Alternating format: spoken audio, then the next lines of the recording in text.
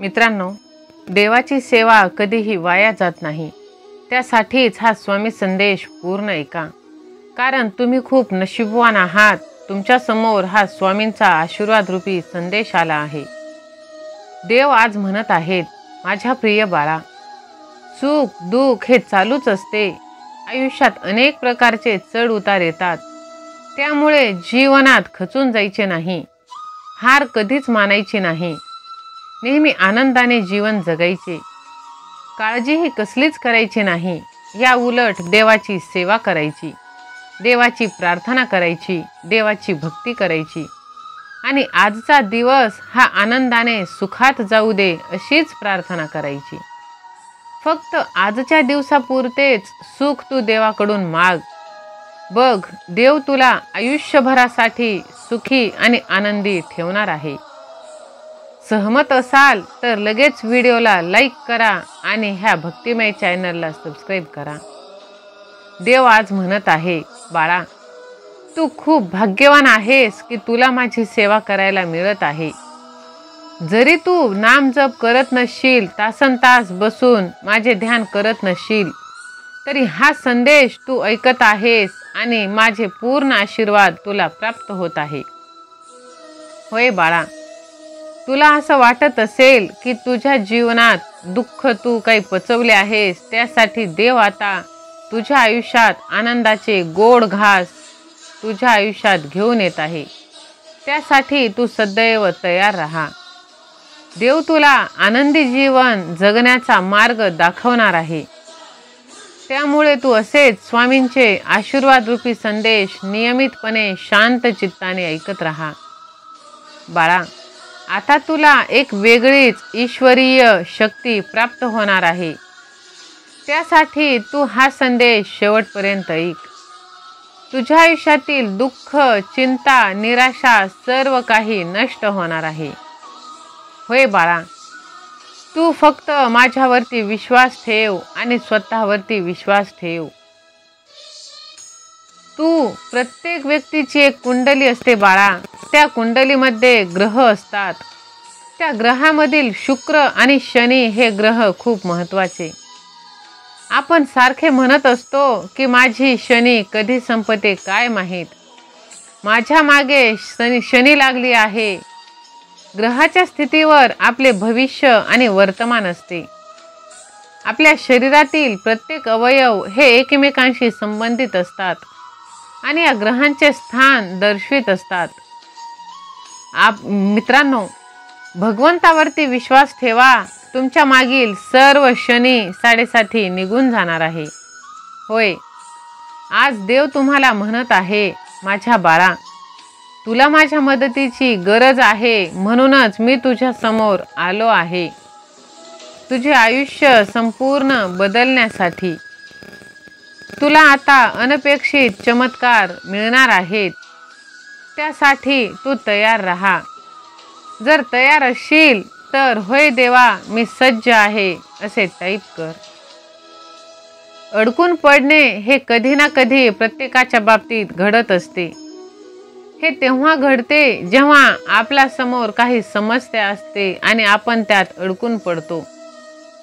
आपण समस्येवर मात करण्याचा प्रयत्न करू शकत नाही आणि आपण पाहिलेच नाही। जर आपण समस्येच्या पलीकडे गेलो तर आपल्या समोर जास्त समस्या उभ्या राहतात। त्यामुळे स्वतः धावण्याचे तुम्ही प्रयत्न करा, समस्यांमध्ये अडकून पडू नका।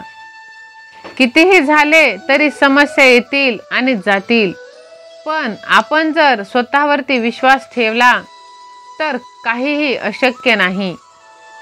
जसे ससा आणि कासवच्या गोष्टीत आपण शिकलो, चिकाटी फळ देते। समृद्धी मिळवायला थोडा वेळ लागेल, पण कदाचित ती नक्कीच मिळणार आहे। मित्रांनो, स्वतःवरती विश्वास ठेवा, भगवंतावरती विश्वास ठेवा। माझ्या प्रिय बाळा, जगात हजारो माणसे जन्माला येतात व काही काळ जगून हे जग सोडून जातात आणि हे चक्र असंच निरंतर चालू राहतं। कितीतरी या जगामध्ये पशुपक्षी जन्माला आले आणि कितीतरी गेले, याची नोंद गणती नाही। त्याचप्रमाणे कितीतरी माणसे आले आणि कितीतरी माणसं गेले, त्याचा विचार सुद्धा कोणी करत नाही. जनपळभर म्हणतील हाय हाय.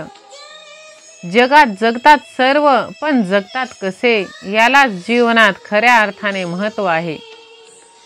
या दृष्टीने जीवनात यशस्वी जे जगतात तेच खऱ्या अर्थाने जगतात असे म्हणता येईल. यशस्वी जीवन म्हणजे काय? कनक, कांता, सत्ता, संपत्ती, कीर्ती या सर्वांची जरी प्राप्ती करून घेतली तरी सुद्धा यशस्वी जीवन म्हणता येणार नाही. स्वतः सुखी होऊन इतरांनाही सुखी करण्याचे ज्यांना जमले ते खऱ्या अर्थाने यशस्वी जीवन जगतात असे मला वाटते. जीवन संगीतातील जग हा पहिला महत्त्वाचा स्वर. जग हा आपला परीघ, आपण त्या जगाचे केंद्र. आपले जगावर व जगाचे आपल्यावर सतत परिणाम होत असतात. त्यामुळे तुम्ही पॉझिटिव्ह राहा, निगेटिव्ह राहू नका. जग असार आहे, भ्रम आहे, नाशिवंत आहे. जग हे नाशिवंत आहे, त्यामुळे हा खिळा आपल्या डोक्यातून काढून टाका. मित्रांनो, स्वतःवरती विश्वास ठेवा. आयुष्यात सर्व काही प्राप्त होणार आहे. तुमचे विचार चांगले ठेवा. विचार जर चांगले असले तर सगळी वेळ चांगलीच जाणार, आणि वेळ निघून गेली आणि नंतर जाग आली तर त्याला काहीही फायदा नाही, काहीही उपयोग नाही. मित्रांनो, चांगल्या सवयी लावा. चांगल्या गोष्टी तुम्ही करत राहा. तुमच्या आयुष्यात तुम्हाला सर्व काही प्राप्त होणार. भगवंताची साथ तुम्हाला मिळणार. फक्त तुम्ही स्वतःवरती लक्ष द्या. जे शहाणपण माणसाला त्याच्या तारुण्यात मिळणे आवश्यक असते, ते शहाणपण त्याला त्याच्या वृद्ध अवस्थेत अगदी शेवटी सुचते. मोठा धोंडा पोटाशी बांधून जर एखादा पाण्यात उतरला तर तो सरळ तळाला जाईल. त्याचप्रमाणे अज्ञानाचा प्रचंड धोंडा पोटाशी धरून संसार सागरात उतरलेला माणूस रसातळात गेला नाही तरच नवल. मित्रांनो, माणसाच्या सर्व समस्या सुटून तो सुख शांतीच्या नंदनवनात नित्य वास करत राहील. जर मानवाचे हित लक्षात घेऊन मानवाच्या समस्या सोडविण्याचा प्रयत्न केला तर. मूर्ख माणसे मेल्यानंतर स्वर्गाला जाण्याची वाट पाहतात, तर सुज्ञ माणसे या पृथ्वीवरच स्वर्ग निर्माण करण्याचा प्रयत्न करत असतात. दिगंबरा दिगंबरा, श्रीपाद वल्लभ दिगंबरा. मित्रांनो, चांगले कर्म करा, फळाची अपेक्षा करू नका. तुमचे कर्म चांगले असतील तर नक्कीच भगवंत तुम्हाला मिळणार आहे. सर्वसाधारणपणे जगातील बहुतेक सर्व लोक एखाद्या अंचित्य व अतर्क्य अशा शक्तीला देव असे म्हणतात. हा देव कृपाळू आहे, केलेल्या अपराधाबद्दलची क्षमा करणारा आहे, अशी ह्या लोकांची देवाबद्दलची कल्पना. भक्तीच्या किंवा धर्माच्या नावाखाली कर्मकांडात्मक पद्धतीने जे काही केले जाते त्याने हा देव संतुष्ट होतो व कल्याण करतो अशी कल्पना काही लोक ठेवतात. त्यामुळे मित्रांनो, काही असे केल्याने होत नाही. तुम्ही कर्म चांगले करा. माझ्या प्रिय बाळा, साक्षात लक्ष्मी आईचा आशीर्वाद तुम्हाला आता प्राप्त होणार आहे. स्वामी आई तुम्हाला आता भरभरून आशीर्वाद देणार आहे. फक्त ते आशीर्वाद घेण्यासाठी तुम्ही सज्ज राहा. एके दिवशी लक्ष्मीची थोरली बहीण ज्येष्ठा लक्ष्मीला म्हणाली, खूप दिवस माझ्या मनात एक शंका निर्माण होत आहे. तुला शंका विचारायची की विचारू नये असे मला वाटत आहे. लक्ष्मी म्हणाली, तुझ्या मनात काय शंका आहे ती मला निसंकोचपणे विचार. मनात कोणतीही शंका न ठेवणे हे समाधानी मनाचे लक्षण आहे. शंका समाधान करून घेणे हे बुद्धिमान माणसाचे कामच आहे. ज्येष्ठा म्हणाली, आपण दोघी सुंदर आहोत. लोक तू जिथे जाशील तिथे तुझे स्वागतच करतात, आणि मी जेथे जाते तिथे तात्काळ निराशा पसरते. लोक माझी घृणा करतात, त्यांना माझा राग येतो. खरं तर आपण सख्या बहिणी असून सुद्धा आपल्या दोघींचे नशीब असे वेगळे का? तेव्हा लक्ष्मी म्हणाली, सख्खी बहीण किंवा बुद्धिमान वा सुंदर असणे हा काही आदर मिळवण्याचा निकष नाही. दुसऱ्यांचा आदर मिळविण्यासाठी स्वतःला कष्ट करावे लागतात. लोक माझा आदर करतात कारण मी त्यांच्या घरी पोहोचल्यावर त्यांच्या आनंदात सुखात भर पाडते. संपत्ती मिळाल्यामुळे लोकांचा आनंद द्विगुणित होतो. यामुळे लोक माझे उपकार मानतात, लोक माझी पूजा करतात. तू मात्र जिकडे जातेस तिकडे गरिबी, रोगराई आणि संकटे पसरतेस. म्हणून लोक तुझा द्वेष करतात. याला तूच कारणीभूत आहेस. दुसऱ्यांचा आदर मिळवायचा असेल तर लोकांना सुख देण्याची गरज आहे. ज्येष्ठाला हे ऐकून राग आला. तिला वाटले की लक्ष्मीला गर्व चढला आहे. ती ताडकन उत्तरली, लक्ष्मी, तू माझ्यापेक्षा वयाने छोटी आहेस. तुझा प्रभाव माझ्यापेक्षा कमी आहे. मला उपदेश करू नकोस. तुला जर वैभवाचा अहंकार असेल तर माझी सुद्धा ताकद आहे. मी मनात आणलं तर तुझ्या करोडपती भक्ताला क्षणार्धात भिकारी बनवू शकते. लक्ष्मी हसली आणि म्हणाली, तू मोठी आहेस म्हणून काहीही बोलायला मोकळी आहेस. तुझा आणि माझा प्रभाव याची तुलना करायची झाल्यास ज्याला तू भिकारी बनवशील त्याला मी तात्काळ राजा बनवू शकते. हा माझा प्रभाव तुला माहीत नाही. लक्ष्मी म्हणाली, हे बघ, तू त्यालाच रडायला लावू शकतेस ज्याच्यावर मी नाराज आहे. ज्याच्या डोक्यावर माझा वरद हस्त नसेल त्याचेच तू नुकसान करू शकतेस. पण माझी कृपादृष्टी ज्याच्यावर आहे त्याचे तू काहीही नुकसान करू शकत नाहीस. तुला जर स्वतःचा प्रभाव दाखवण्याची एवढीच घाई असेल तर चल, उद्याच त्याचा सामना होऊन जाऊ दे. ज्येष्ठाने विचारले, चल, कोठे जायचे सांग. तेव्हा लक्ष्मी म्हणाली, दूर कशाला जायला हवे. जवळच अनुराधापूर नावाचे गाव आहे. तिथे दिनू नावाचा माझा एक भक्त आहे. त्याच्यावर आपण प्रयोग करूयात. ज्येष्ठाला राग आलाच होता.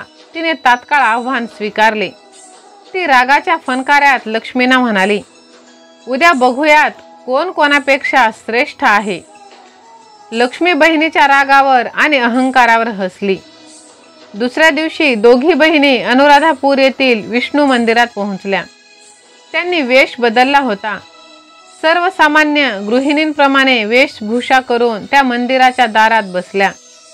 येणारे जाणारे भक्तजन त्यांच्याकडे बघत होते, पण कोणीतरी खास लक्ष दिले नाही. अर्थात खास लक्ष द्यावे असे काही नव्हतेच. त्या मंदिरात रोजच भक्तगण यायचे. स्वतःच्या दुःखाने पीडलेले, त्रासलेले असल्याने त्यांना इतरांच्या दुःखाकडे लक्ष देण्यास वेळच नव्हता. थोड्या वेळाने दिनू आला. दोन्ही बहिणींची नजर त्याच्यावर पडली. पूजा करून तो परतत असताना ज्येष्ठा लक्ष्मीला म्हणाली, अगं बघ, तुझा भक्त येत आहे. शक्य झाल्यास त्याला मदत कर. हो, करते, असे म्हणून लक्ष्मीने एका पोकळ बांबूत सुवर्ण मोहरा भरल्या आणि तो बांबू दिनूच्या रस्त्यात ठेवला. ज्येष्ठाने बांबूला स्पर्श केला आणि म्हणाली, आता तू माझा प्रभाव बघ. दिनू पूजा करून परतत असताना त्याला बांबू दिसला. त्याने विचार केला की बांबू घरी घेऊन जाऊ, घरी कशालाही उपयोगी पडेल. तो पुढे जाताच एक मुलगा त्याला भेटला. त्याने दिनूला नमस्कार केला. त्यानंतर तो अत्यंत नम्रपणे म्हणाला, पंडितजी, मला वडिलांनी घरातील बाजेला पाय लावण्यासाठी असाच बांबू आणायला सांगितला आहे. असा बांबू कोठे मिळेल का? दिनू म्हणाला, मी बांबू विकत घेतला नाही, रस्त्यात पडला होता. तो मी उचलला. तुला गरज असेल तर तू घेऊन जा. पण बाजारात असा बांबू 1 रुपयापेक्षा कमी पैशात मिळणार नाही. मुलाने स्वतः जवळील 4 आणे दिले आणि तो म्हणाला, उरलेले पैसे संध्याकाळी मी तुमच्या घरी पोहोचवेल. दिनू खुश झाला. त्याने विना कष्टाचा 1 रुपया मिळवला होता. मंदिराच्या दारात उभ्या असणाऱ्या दोघी बहिणी हे दृश्य पाहत होत्या. ज्येष्ठा म्हणाली, लक्ष्मी, बघितलेस का? तुझ्या सुवर्ण मोहरा फक्त 1 रुपयात विकल्या गेल्या. दिनू फक्त 4 आणे त्याला मिळाले, ते सुद्धा त्याच्याकडे राहणार नाही. आता पुढे बघ काय होते. दोघी बहिणी दिनूच्या मागे गेल्या. एका तलावाजवळ दिनूने पूजेचे ताट ठेवले.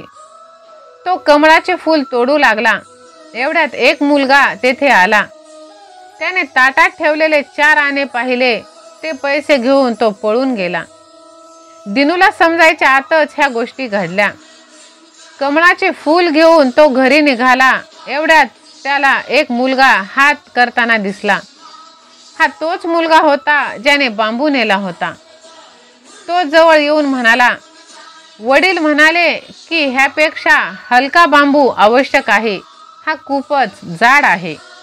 तुम्ही तुमचा बांबू परत घ्या. असे म्हणून त्या मुलाने बांबू दिनूच्या हवाली केला. दिनूने बांबू घेतला, पण 4 आणे ताटात नव्हते. तो मुलाला म्हणाला, अरे 4 आणे पडले वाटतं. तू माझ्याबरोबर घरी चल. तुला घरातून पैसे घेऊन देतो. आत्ता माझ्याकडे एकही पैसा नाही. मुलगा म्हणाला, मी संध्याकाळीच तुमच्या घरी येऊन पैसे घेऊन जाईल. असे म्हणून मुलगा आपल्या वाटेने निघून जाऊ लागला. बांबू पुन्हा दिनूकडे आल्यामुळे लक्ष्मी हसली. तिला हसताना पाहून ज्येष्ठाचा जळफळाट झाला. ती रागाने म्हणाली, आता तर खेळ सुरू झाला आहे. पुढे बघ मी काय करते ते. दिनूला हे सगळं काय चालले आहे याची कल्पनाच नव्हती. तो स्वतःच्या नादातच पुढे चालला होता.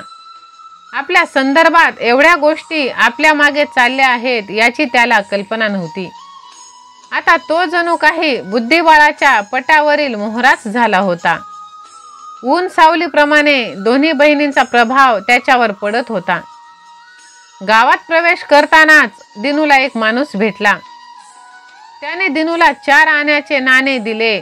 तो म्हणाला, पंडितजी, माझ्या मुलाने तुमच्या पूजेच्या ताटातील 4 आणे पळवून आणले होते. तो खूपच खोडकर आहे. त्याने घरी आल्यावर 4 आणे कोठून आणले हे सांगितले. त्यामुळे मी हे पैसे तुम्हाला परत देण्यासाठी आणले आहेत. शक्य असल्यास माझ्या मुलाला माफ करा. दिनूने त्याला तोंड भरून आशीर्वाद दिला. दिनू आनंदाने घराच्या दिशेने चालू लागला. एका हातात पूजेचे ताट आणि दुसऱ्या हातात बांबू असा दिनूचा प्रभाव सुरू होता. दिनू रस्त्याने जाताना विचार करत होता की बांबू चांगलाच वजनदार आहे. दरवाजाच्या छपरावर लावला तर याचा उपयोग होऊ शकेल. छपरावर बागडणाऱ्या मांजरांचा त्रास कमी होणार या आनंदात दिनू वेगाने घरी निघाला. ज्येष्ठाला या सगळ्या परिस्थितीचा खूप राग आला. लक्ष्मीच्या प्रभावाने दिनूचा फायदा होत आहे हे बघून ती अधिकच रागाने लाल झाली. दिनूचे घर जवळ आल्याचे दिसताच ज्येष्ठाने त्याला ठार मारण्याचा विचार केला. दिनूच्या घराच्या आसपास वस्ती नसल्याने त्याला मदतीला कोणीच येऊ शकत नव्हते. असा विचार करून ती लक्ष्मीना म्हणाली, धन तर मी हिरावूनच घेते, पण माझ्या भक्ताचे प्राण सुद्धा मी हिरावून घेऊ शकते. बघ आता तुझा भक्त कसा मरतो ते. ज्येष्ठाने विषारी सापाचे रूप घेतले आणि ती दिनूच्या दिशेने धावली. लक्ष्मी थोडी सुद्धा घाबरली नाही. ती हसतच होती. समोरच सापाला पाहून दिनू आश्चर्यचकित झाला. सर्वांनाच आपले प्राण प्रिय असते. दिनू सापाला बघताच मुख्य रस्ता सोडून दुसरीकडे पळू लागला. साप त्याचा पाठलाग सोडत नव्हता. ज्येष्ठा दिनूला सोडणार नव्हती. सापाने वेग वाढविला. तो घाबरला. त्याने हात जोडले. तो सापाला म्हणाला, हे देवता, मी तुमचे काही नुकसान केले नाही. तुम्ही का माझ्या मागे लागला आहात? तुम्ही तुमच्या वाटेने जा, मी माझ्या वाटेने जातो. माझ्यासारख्या गरीबाला मारून तुम्हाला काय मिळणार आहे? या बोलण्याचा ज्येष्ठावर काहीच परिणाम झाला नाही. तिला दिनूला काहीही करून धडा शिकवायचा होता. साप मागचा पुढचा विचार न करता दिनूवर तुटून पडला. जीव वाचवण्यासाठी अखेरचा उपाय म्हणून त्याने हातातील बांबू सर्व ताकद एकवटून सापाच्या डोक्यावर घातला. बांबूचा जोरदार प्रहार सापाच्या डोक्यावर होऊन बांबू जमिनीवर आदळला. बांबूचे 2 तुकडे झाले. त्यात भरलेल्या सुवर्ण मोहरा इकडे तिकडे पसरल्या. मोहरांचा खणखणाट झाला. लक्ष्मीला पुन्हा हसू आले. तो आश्चर्यचकित झाला. स्वतःच्या डोळ्याच्या वरती त्याचा विश्वास बसेना. तो सुवर्ण मोहरांकडे बघतच बसला. काही क्षणात तो सापाला सुद्धा विसरला. क्षणार्धात त्याने स्वतःला सावरले. इकडे तिकडे बघितले. साप जखमी अवस्थेत झुडपात पळत होता. दुसऱ्याच क्षणी दिनू मोहरांपाशी गेला आणि म्हणाला, माता लक्ष्मी, तुझा जय जयकार असो. आयुष्यभराचे दारिद्र्य दूर केले. तुझे मोठेपण कोण समजू शकतो. चला आता घरी जाऊन तुमची पूजा करतो. असे म्हणून दिनूने सगळ्या मोहरा गोळ्या केल्या आणि तो लांब लांब टांगा टाकीत घरी गेला. लक्ष्मी हसत हसत ज्येष्ठाला म्हणाली, बघ, मी तुला सांगितलं होतं ना, दुसऱ्यांना मोठेपणा देण्यातच आनंद दडलेला आहे. दुसऱ्याचे हिरावून घेण्यात पाप आहे. ज्येष्ठा गप्प झाली. शेवटी लक्ष्मीच हसत हसत म्हणाली, असे असले तरी आपण दोघी बहिणी आहोत. आपण कायमच एकत्र राहायचे आहे. चल निघूयात. मित्रांनो, कर्म चांगले करा, फळ त्याचे चांगलेच मिळणार आहे. माता लक्ष्मीची कृपा आता तुमच्या आयुष्यात भरभरून होणार आहे. तुमची सर्व स्वप्ने स्वामी आई माता लक्ष्मी पूर्ण करणार आहे. आजचा हा संदेश जर तुम्हाला आवडला असेल तर जय माता लक्ष्मी श्री स्वामी आई असे टाईप करा. हा संदेश कमीत कमी 9 जणांना तुम्ही शेअर करा. नवदुर्गेचा आशीर्वाद तुम्हाला प्राप्त होणार आहे आणि तुम्ही भाग्यवान होणार आहात. श्री स्वामी समर्थ.